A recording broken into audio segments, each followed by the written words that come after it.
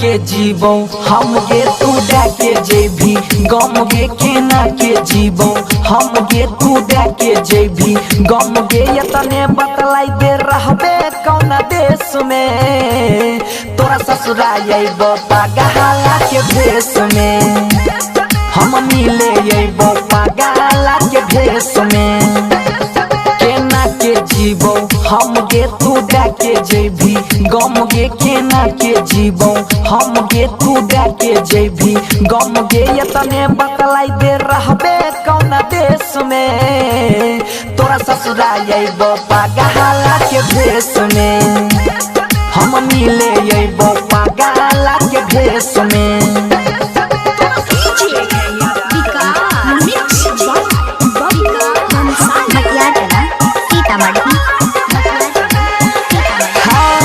मारी लेबो चाकू दिल में हाथ लेबो चीर गे तोरा खातिर बह न जाइबो छौड़िया फकीर गे छौड़िया फकीर गे मारी लेबो चाकू दिल में हाथ लेबो चीर गे तोरा खातिर बह न जाइबो छौड़िया फकीर गे बचपन के छियो यार गे हम करे रहियो प्यार गे बचपन के छियो यार गे हम करे रहियो प्यार गे घुट घुट के जी हमले बाऊ गे कलेस में तोरा ससुराल अइबो पागला के भेष में हम मिले अइबो पागला के भेष में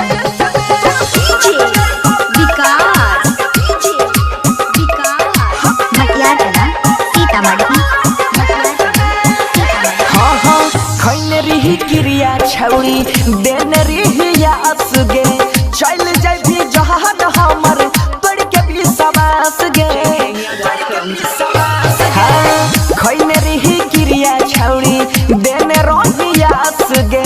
चल जाबी जहान हमर पड़ के भी सवास गे कहै छौ बनसी धर गे सुधीर के जइमे घर गे कहै छौ बनसी धर गे जइमे सुधीर के घर गे सोनू अजैया फसतौ बड़का केस में तोरा ससुराल अइबो पागला के भेष में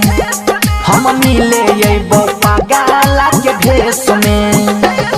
केना के जीवो हम गे तू डाके जेबी गम गे केना के जीवो हम गे तू डाके जेबी गम गे यतने बतलाई दे रहबे कौन देश में तोरा ससुराल अइबो पागला के भेष में